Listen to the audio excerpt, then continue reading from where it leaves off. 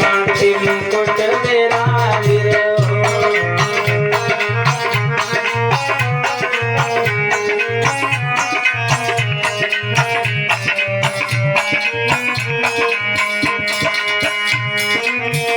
श्री गोवर्धन महाराज महाराज तेरे माथे मुकुट विराज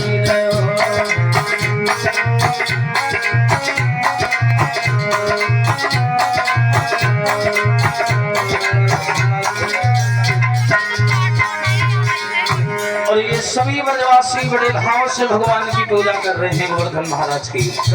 एक तो जैसे ही भगवान ने प्रसाद को खा लिया, एक रूप से कन्हैया खिला भी रहे हैं और दूसरे रूप से खा भी रहे हैं। सारे ब्रजवासियों को लगा जय हो गोवर्धन महाराज की, बड़ी जोर जोर से जयकारा लगाने लगे। हम भी लोग बोले बोलिए गोवर्धन महाराज की। अरे तेरो हुई जाए मेरा पार, पूजा गोवर्धन की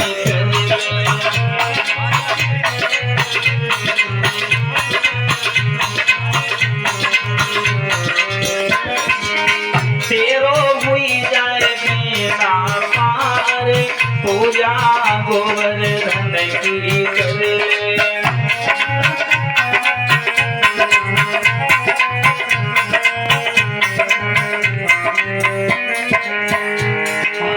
गोवर्धन की कर ले पूजा, गोवर्धन की कर ले, हाँ गोवर्धन की।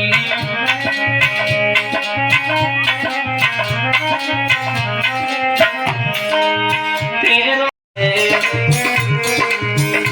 तो पे चढ़े दूध की धार, हो धार तेरे माथे मुकुट विराज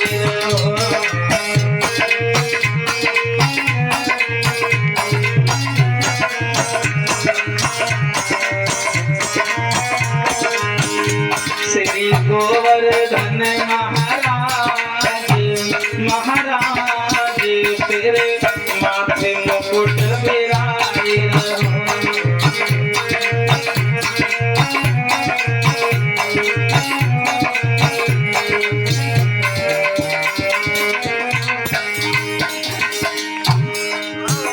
तेरे गले में घंटा सारी रहो, तेरे गले में घंटा,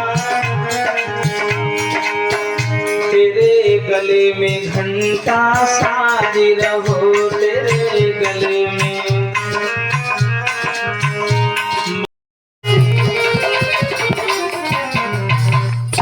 अब सुन लिया, ये हमारे लड़का गणेश की पत्नी है। चली आई, हमने मना नहीं किया तो अब अंदर जाने दो, हो गया हिसाब किताब, लिख लिया। ललिता बोली हाँ लिख लिया, अब अंदर जाए। ललिता बोली ना। पार्वती बोली अब क्या चाहिए? वो तो गुस्सा हो ही रही थी, बोले अब क्या चाहिए? ललिता बोली मैया हमें एक दुख है। बोले क्या? बोले मैया तुमने अपने पुत्र का विवाह भी कर लिया, शादी कर ली, आपने हमें निमंत्रण तक नहीं दिया और ना हमका बुलाया। चलो भाई कोई बात नहीं, आपने हमें नहीं बुलाया, एक काम करो मैया अपने बहुरियावा को मुंहिए दिखा दो। तो बोले ऐसा करो अपनी बहू का चेहरा ही दिखा दो। पार्वती बोली चोड़े पीछे पड़ी हमारे। सब बेचारी चली गई अंदर, हंस रही है, सब कुछ कर रही है। हम हे भगवान जिंदगी ही नाश। पार्वती शंकर जी के पास आई, रोने लगी। बोले अब क्या हुआ? बोले अब क्या हुआ? कुछ तुम कमनाए, कुछ वह कमनाए। हाँ बोले कि अब मैंने जैसे तैसे ये बहाना बनाया, तुम्हारा परिचय दिया। अब वह कह रही मुंह दिखा बहुरिया। वह क्या? हमने उससे ये कह दिया कि ये गणेश की पत्नी है। हाँ तो ठीक है, कोई माँ का।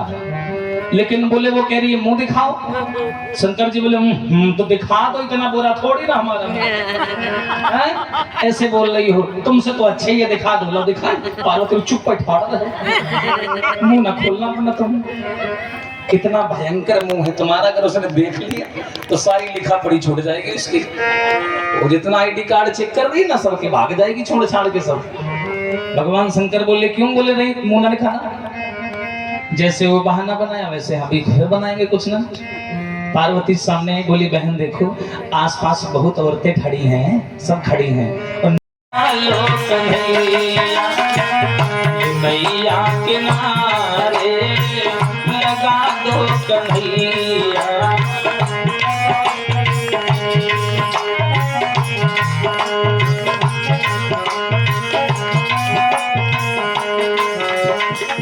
लगा दो ये गोपियां जल के अंदर जब स्नान करती हैं दोनों हाथ जोड़ के भगवान कृष्ण को बुलाती हैं। अच्छा एक दिन ऐसा हो गया कि ये गोपियां स्नान कर रही और भगवान को बुला रही थी, नग्न होके खड़ी, भगवान कन्हैया सामने प्रकट हो गए। जैसे गोपियों ने कृष्ण को देखा, कृष्ण ने कहा कहो गोपियों क्यों बुलाया।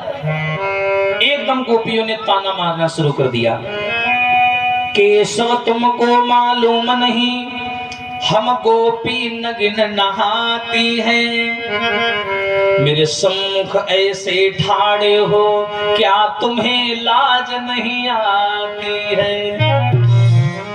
गोपियां बोली अच्छा अच्छी प्रकार जानते हो हम लोग जल में नहा रहे हैं और फिर भी हमारे सामने सीना तान के खड़े, तुम्हें शर्म नहीं आ रही नहाती हुई गोपियों को देख रहे हो।